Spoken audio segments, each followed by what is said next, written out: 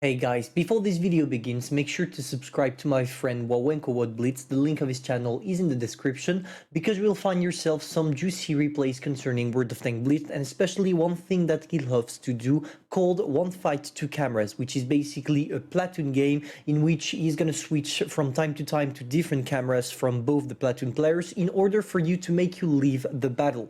So feel free to check, as I already told you, the link is in the description. Hopefully you will get him to 2k subscribers because that's what he wants, and hopefully we're gonna make it. Let's roll the video. Bonjour everyone, Pantoufleee here today for another amazing replay with the STB1, but before we jump into it, I just wanted to briefly talk about the tank in the garage for those of you who are thinking either or not they should buy or grind the tank.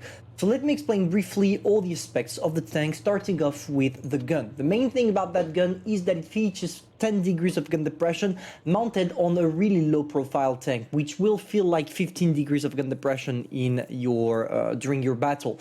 And this is something extremely good to make it versatile, because that tank is probably one of the best tanks to play from the ridge line with, especially on hills, etc., because of this gun depression that is awesome.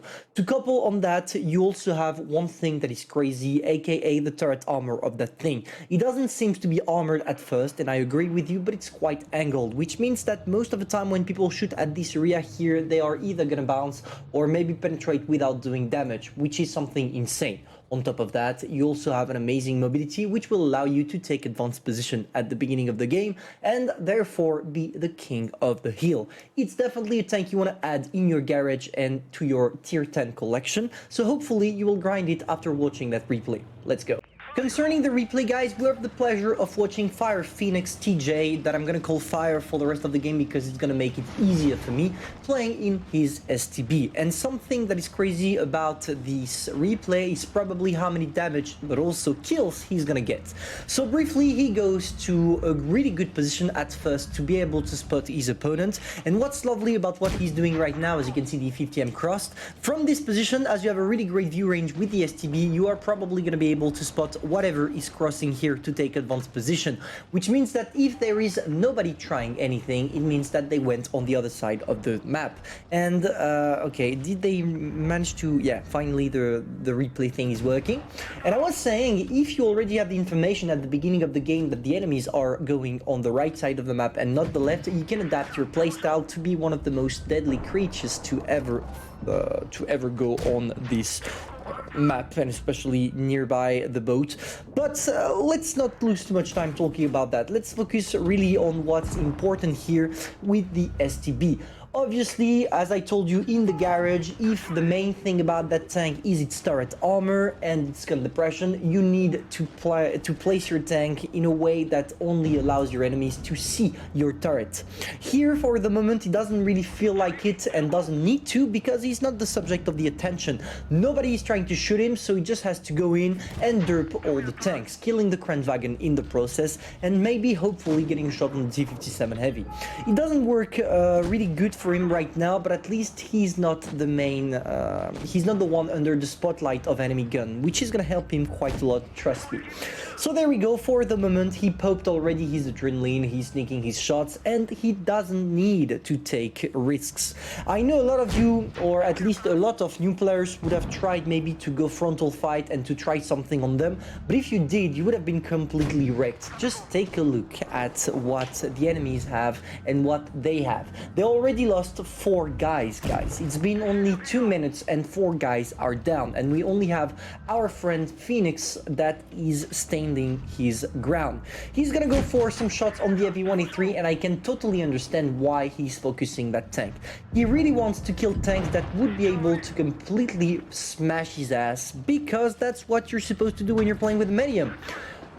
Really lucky shot here, really lucky that he managed to bounce the Yak Panzer off, but it worked for him, and in the end it will save him some hit points for the rest of the game, because now it's a 1 versus 4.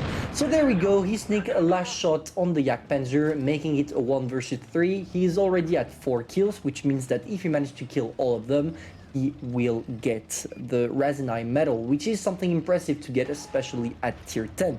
So there we go, he's trying to hide. Maybe he will sneak a shot on the U50M if he's lucky enough. Doesn't seem like it's gonna make it. No, it was a little bit utopic to get that shot straight in. What do you want to do in this kind of situation with the STB? You know what? Let's take a quick break to see what he could do. We have the 50M here, probably followed by the rest of the heavy tanks that are all in the town located here. We're playing in supremacy. He already has this point captured, and the others are not a problem. There is this one for the enemies and this one that is neutral because nobody get it. If they are doing the things well, the 50M is probably going to try to cap this part here, to cap this this little area, while maintaining some eye contact, or some vision contact I should say, with the STB. It's not what's gonna happen. Therefore, what does the STB needs to do? Your main strength, as I told you guys, is your armor and your turret, so you want to make them as much effective as possible.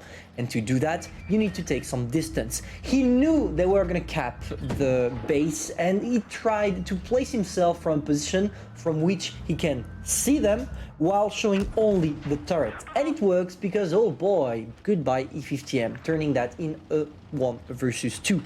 Now he has a little bit more chance because the T57 Heavy is nearly a 2-shot, 1-shot if he's lucky on his shells. He has to push the T57 Heavy. I don't know if he will be able to bounce some, but he has to do something against him, and he knows that.